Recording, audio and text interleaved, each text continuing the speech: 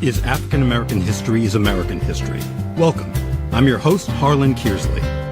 This program's goal is to foster understanding, promote discussion, and expand knowledge through stories of historical events, bios of unsung heroes, as well as timely and relevant news stories which hopefully will paint a vivid picture of the effects of segregation, discrimination, and bigotry on the lives of both blacks and whites. Comparisons will be made between the many racially fractured periods of American history and what's going on right now.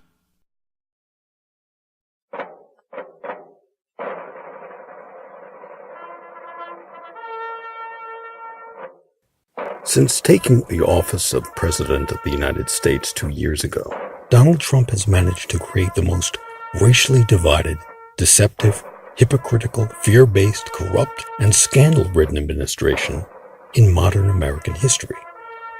And what truly makes that statement so sad is that it's not hyperbole.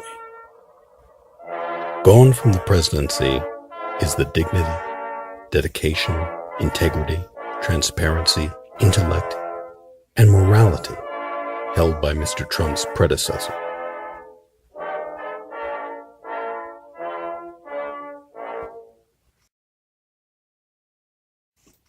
On November 5th, 2008, the day after Barack Obama was elected President of the United States, Pulitzer Prize-winning author Alice Walker wrote the first African-American president a letter.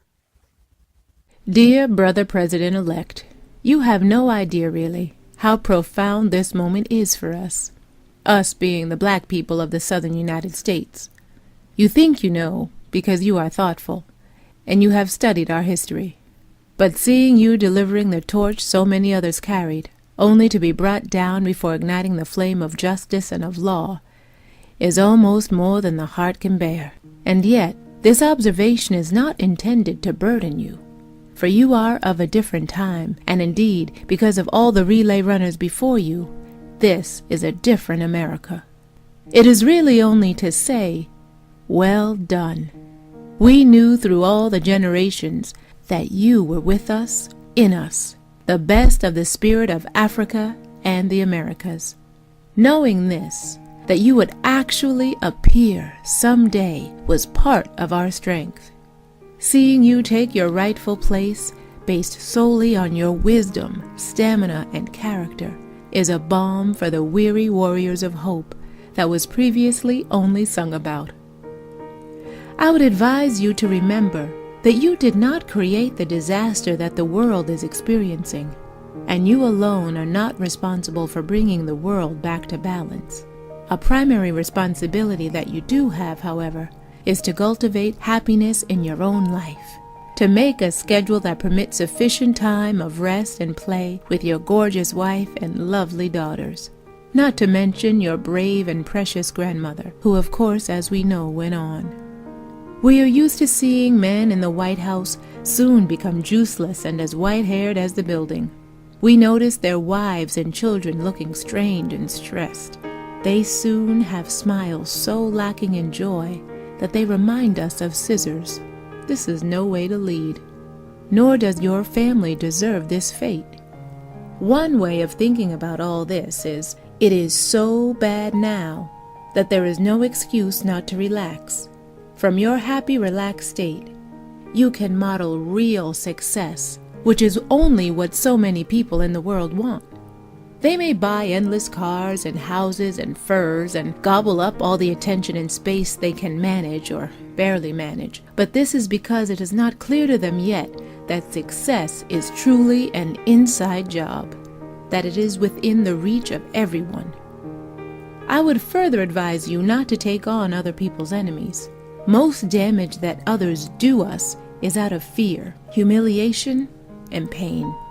Those feelings occur in all of us, not just in those of us who profess a certain religious or racial devotion. We must, all of us, learn actually not to have enemies, but only confused adversaries who are ourselves in disguise. It is understood by all that you are the Commander-in-Chief of the United States and are sworn to protect our beloved country. This we understand completely. That is, he will soon be the commander-in-chief. However, as my mother used to say, quoting a Bible with which I often fought, "Hate the sin, but love the sinner." There must be no more crushing of whole communities, no more torture, no more dehumanizing as a means of ruling a people's spirit. This has already happened to people of color, poor people, women, children. We see where this leads, where it has led.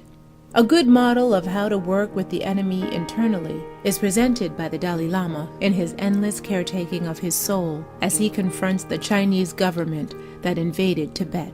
Because finally, it is the soul that must be preserved if one is to remain a credible leader.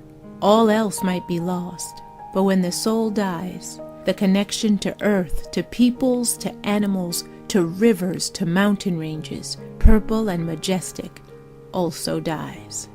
And your smile, with which we watch you do gracious battle with unjust characterizations, distortions, and lies, is that expression of healthy self-worth, spirit, and soul that kept happy and free and relaxed can find an answering smile in all of us, lighting our way and brightening the world. We are the ones. We are the ones we have been waiting for. In peace and joy, Alice Walker.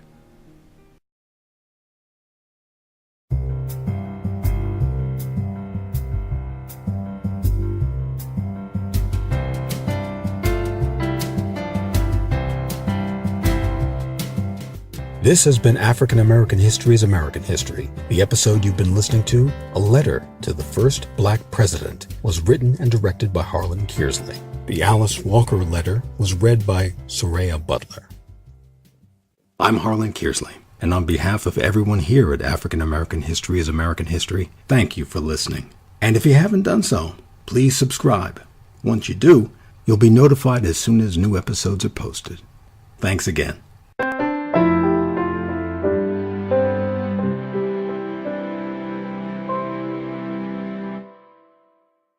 African American History is American History. Copyright H.C. Kearsley, 2018.